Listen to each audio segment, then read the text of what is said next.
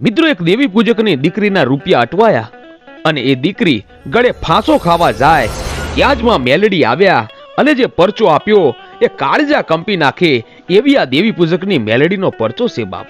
તો આવો જાણીએ આ દેવી પૂજકની મેલડીનો પરચો. નાનકડું એવું એક ગામ હતું અને એ ગામમાં દેવી પૂજકના કેટલાક કુટુંબ રહેતા હતા. એમાં એક કુટુંબમાં પતિ પત્ની અને એના 2 બાળકો રહેતા હતા અને એમાં 9 વર્ષની દીકરી અને 5 વર્ષનો દીકરો હતો. આ દેવી પૂજકને કોઈ ભાઈઓ કે મોસાળ ન હતા. હવે એકવાર આ દેવી પૂજકનું અચાનક મૃત્યુ થાય છે. માં મેલડીને કંઈક વાત રાખવી હશે અને પરચા પૂરીને જગતમાં એનો મહિમા વધારવો હશે. આ દેવી પૂજકનું એકાએક મૃત્યુ થાય છે. આ દેવી પૂજકની પત્ની પર રંડાપો આવી પડ્યો અને ઘરની બધી જવાબદારી એના માથે આવી અને બીજી બાજુ કોઈ કમાણી પણ ન હતી. હવે તેને ઈંઢોણી બનાવવાનું કામ શરૂ કર્યું. એટલે દીવાના અજવાળે આ બાઈ બેઠી બેઠી આખી રાત ઈંઢોણી બનાવે અને સવારે દીકરી ગામમાં જઈને ઈંઢોણી વેચી આવે અને એમાંથી 2 પૈસા મળે. આમ ઘરનું ગુજરાન ચાલતું હતું. હવે આ દેવી પૂજકની બાઈ એક દી ખેડૂતના ખેતરમાં મજૂરી કામ કરવા જાય છે અને આ બાજુ દીકરી એના ભાઈને એક આગળીએ હાથ પકડીને અને બીજા હાથમાં 8-10 ઈંઢોણીનું પોટલું લઈને બાજુના ગામમાં જાય છે અને કહે છે, કોઈ ઈંઢોણી લ્યો, કોઈ ઈંઢોણી લ્યો.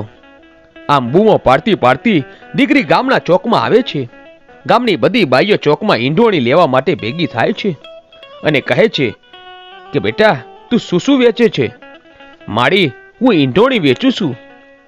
કેટલા રૂપિયાની? મારી 2 રૂપિયાની એક ઈંઢોણી છે. પછી તો ગામની બધી બાઈઓ ઈંઢોણીનો બસકો ખોલ્યો અને એક એક ઈંઢોણી જોવે છે. એમાંથી 3 ઈંઢોણી ગામની બાઈઓએ ચોરી લીધી અને આ બાળકીને એની ખબર પણ નથી. હવે એનો ભાઈ બાજુમાં બેઠો બેઠો રોવે છે. બપોરનું ટાણું થયું છે. ભાઈને ભૂખ લાગી છે. 5-7 ઈંઢોણી વેચાણી અને પછી દીકરી આંગળીના ટેરવે ગણવા લાગી તો એને ખબર પડી કે 3 ઈંઢોણી ઓછી છે. પછી દીકરી ગામની બાઈઓને પૂછે છે કે માડી, તમે કોઈએ ઈંઢોણી લીધી છે? બધા કહે છે કે ના દીકરી. બધા એને દીકરી પૂછે છે પણ બધા કોઈ જવાબ આપતા નથી. દીકરી રડવા લાગી અને રડતા રડતા કહે છે કે હું પૂરા પૈસા ઘરે નહીં લઈ જાઉં ને તો વાડીમાં દાળીએ ગયેલી મારી માં મને સાંજે આવીને મારશે. હું એને પૈસા ક્યાંથી આપીશ? આમ કહેતી દીકરી રોવે છે. પણ એમાં ઉભેલી ત્યાં એક બાઈએ દીકરીના માથા ઉપર ટાપલી મારી અને કહ્યું, અમે તો તારી ઈંઢોણી લેવા આવ્યા છીએ અને તું જ અમને ચોર કહે છે? પછી દીકરી ચોધાર આંસુડે રડતી રડતી ઈંઢોણી લઈ પોતાના ગામ તરફ ચાલવા લાગી. ચાલતા ચાલતા રડતી જાય છે અને વિચારે છે, મારી માં સાંજે આવશે અને મને મારશે. આમ બીકમાં ને બીકમાં તે એના ઝૂંપડી પાસે આવી અને એના નાના ભાઈને ઝૂંપડીની બહાર બેસાડી થોડા રોટલાના બટકા હતા એ ખાવા માટે આપે છે અને ભાઈ પણ ભૂખનો માર્યો બહાર બેઠો બેઠો રોટલો ખાય છે. અને આ દીકરી વિચાર કરે છે કે હવે હું મરી જાઉં, કારણ કે સાંજે મારી માં આવશે અને મારી પાસે પૈસા માગશે અને હું પૂરા પૈસા નહીં આપું ને તો મારી માં મને ખૂબ જ મારશે. આમ વિચારી એની માની સાડી લઈ ફાંસો બનાવે છે અને ત્યાં ઘરના ઉપરના લાકડે આ હાડીને બાંધીને ફાંસો ખાવાની તૈયારી કરે છે. ત્યાં તો દીકરીને એનો બાપ યાદ આવે છે અને મરતા પહેલા એની બાપની માં મેલડીનો કરંડિયો ખૂણામાં બાંધેલો હતો. એની સામે જોઈને દીકરી કહે છે, હે માં, મારો બાપ તો આજે આ દુનિયામાં નથી અને હું પણ એ જ રસ્તે જાઉં છું.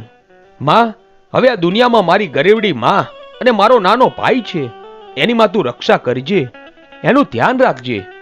આટલું બોલીને દીકરીએ ફાંસો ખાવા સાડીનો છેડો જ્યાં ગળામાં નાખ્યો ત્યાં તો માં મેલડીનો જ્યાં કરંડિયો હતો એ કરંડિયા ઉપરનું ઢાંકણું ખોલીને નીચે પડ્યું અને કરંડિયામાંથી અવાજ આવ્યો કે અરે દીકરી, મરીશ નહીં, ગળે ફાંસો ખાતી નહીં. હવે દીકરી કરંડિયા સામું જોવે છે અને કહે છે, કોણ બોલે છે?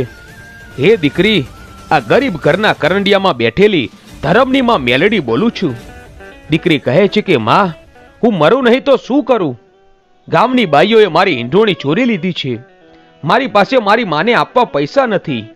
હમણાં મારી માં આવશે અને પૈસા માગશે તો હું શું આપીશ? ક્યાંથી આપીશ? ત્યારે માં મેલડી કહે છે કે હે દીકરી, દિવસ આથમવાની હવે તૈયારી છે.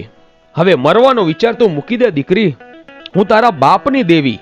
દીકરી, તું જે ગામમાં ઈંઢોણી વેચવા ગઈ હતી ને એ ગામમાં જવા હું હાલી નીકળું છું, અને જેને તારી ઈંઢોણી લીધી છે ને એને રાતના 1 વાગે ન ધૂણાવ તો હું તારી મેલડી નહીં. પછી તો માં સવા વેતની નાગણી બનીને તે બાજુના ગામમાં જાય છે, અને જે બાઈઓ ઈંઢોણી લીધી હતી એ બધી જ બાઈઓ અડધી રાત્રે ધૂણવા લાગે છે. પછી તો આખું ગામ ભેડું થયું અને ભુવાને તેડાવ્યા. ત્યારે એક બાઈના ખોડિયા આવીને માં મેલડી બોલ્યા, તમે ગરીબ દીકરીના ઈંઢોણીની ચોરી કરી છે, એનો ન્યાય તો તમારે આપવો જ પડશે. પછી તો ગામની બધી બાઈઓ આ દીકરી પાસે આવે છે અને કરગરીને માફી માગે છે.